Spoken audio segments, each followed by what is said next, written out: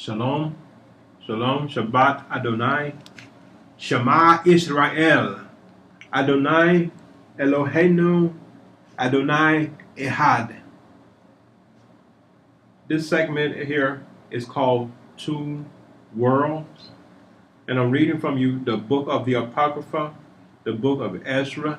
It's Esdras. Ezra. I want you to know that the book of Ezra, it has many names. I got a segment coming up pretty soon. We're going to talk to you about names. But Ezra is also Ezra, and also Ezra is Salathanel. You can turn with me, or you can look at it later when you get a chance. I'm coming from the book of the Apocrypha. This is page 66, chapter 7, starting at verse number 49.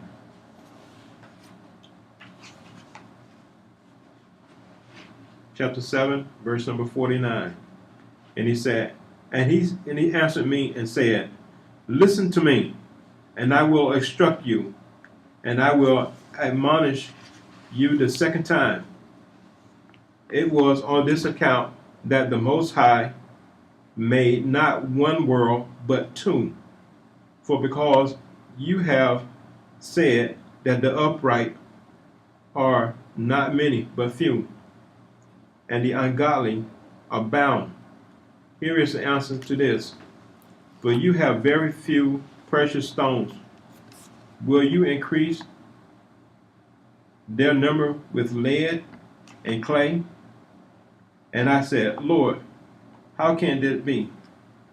And he said unto me, not only that, but ask the earth, and she will tell you.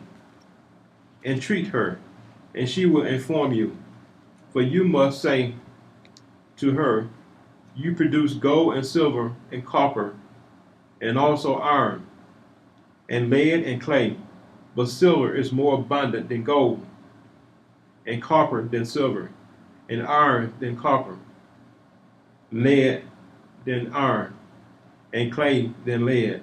So consider which things are precious and to be desired. What is the abundance, or what is rare? And I said, Sovereign Lord, what is the plentiful is cheap, and what is more rare than precious? And he answered me, consider for yourself what you have thought.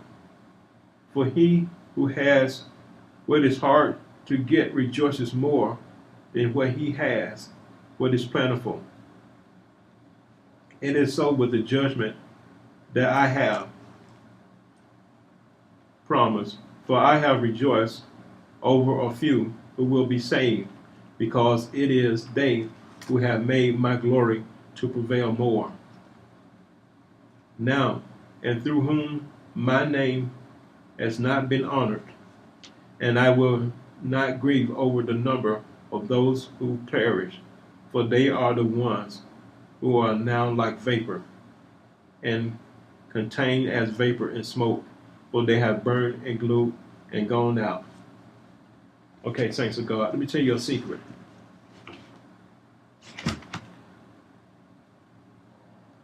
There's a seed that is Satan's seed. Satan have children, and he knows his children. And God has a seed, and his seed are the seed of Abraham that walk by faith and keep his laws. And God knows his children. But if you are in between those two things, if you're not working for the devil, and then you're not working for God, you're in between. So you're nowhere. And what can God do with you? And what can Satan do with you? Satan has a kingdom. God has a kingdom. But you are nowhere. God cannot use you anywhere. Satan cannot even use you, because you're in between. Satan cannot depend on you to work for him. But you have Satan worshipers, just like the Catholic Church and the people who are called Jews. Those people worship Satan. Now they have a group of people that follow them. But if you say you worship God, that's why the Lord said, I wish you was hot or cold, but because you're lukewarm, I will spew you out of my mouth. This is what the Lord's talking about.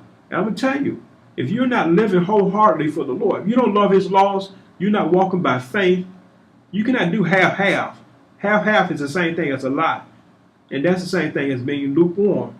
So either you got to be wholehearted for God and live by the law, or you have to work for the devil.